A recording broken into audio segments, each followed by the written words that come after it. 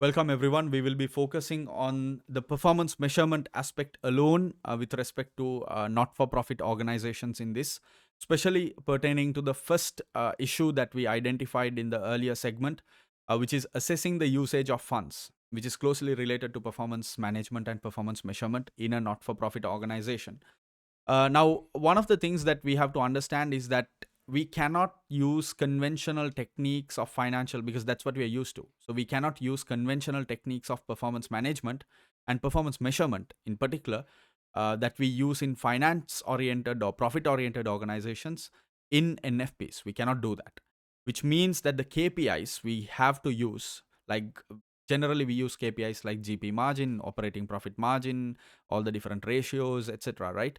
We cannot use those because that's not what these organizations are about. So what happens with NFPs is that NFPIs, non-financial performance indicators, have to be used. Now, non-financial performance indicators are also becoming slowly and widely used in for-profit organizations as well, because those are also looking at sustainability, etc., and corporate responsibility. So in particular, there's a separate chapter number 11, where we will be particularly looking at NFPIs. But you have to understand this difference, this fundamental difference between the measurement, performance measurement of a for-profit versus the performance measurement of a not-for-profit. Now, how do we, in particular, deal with NFP performance? And that is where the technique called value for money comes into play. So, value for money is essentially you are trying to use different metrics or three main perspectives to see what is the value you're generating for the money you're spending. So, how do you measure this? Using economy, efficiency, and effectiveness. In economy, you ask the question, are the appropriate quantity and quality of resources, inputs, bought at the lowest cost possible? So, economy is all about the input aspect, right? What exactly, how are we managing the inputs? Are we sourcing the inputs? It could be volunteers, it could be donations, whatever we are getting as inputs, or whatever we are you know uh, uh, putting into the process of serving the community, or whatever we are doing, whatever objective we are trying to achieve. So whatever we are spending as the inputs, mostly it would be the donations that we are spending. Are we to the best level possible economical with that? The second is efficiency. So that's the conversion of the inputs to the results, right? The process. So efficiency is all about how well the inputs converted into outputs. How efficient is the process of that conversion? How well does the inputs get used?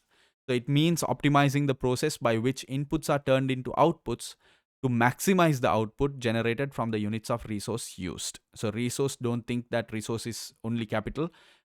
Like in integrated reporting, you looked at all these different kinds of capital, right? Natural capital, manufactured capital, that sort of thing. So even here, it can be everything, all the inputs. It can be volunteers, it can be staff, it can be donations, it can be tax, it can be the government support, it can be free goods that you get, it can be, all of that. Finally, the effectiveness. So, effectiveness is measuring the result, the output. How well do the outputs actually help achieve the stated objectives of the organization? So, economicalness, efficiency, and effectiveness. Economicalness is tracking how well the inputs are being used or utilized. Efficiency is about how well the inputs are being transformed into the output, the process of transformation. And effectiveness is all about the final result and how well the final results are in line, and how well we've achieved the corporate objectives. So what happens is, under each of these E's, economical, efficiency, and effectiveness, you will come up with KPIs, performance indicators. And using those performance indicators, you will measure your performance. That's essentially how this works. Just to give you a example, economy is an input measure. So for a university, you would measure something like the cost of books and computers and academic staff compared with the quality of these resources. So you could buy cheaper, low quality material, or expensive, high quality material, everything and anything. That depends. Example, KPIs measure the cost of books, computers. So the cost, measure the quality. you can look at it through student feedback, rating on quality of academic staff, etc.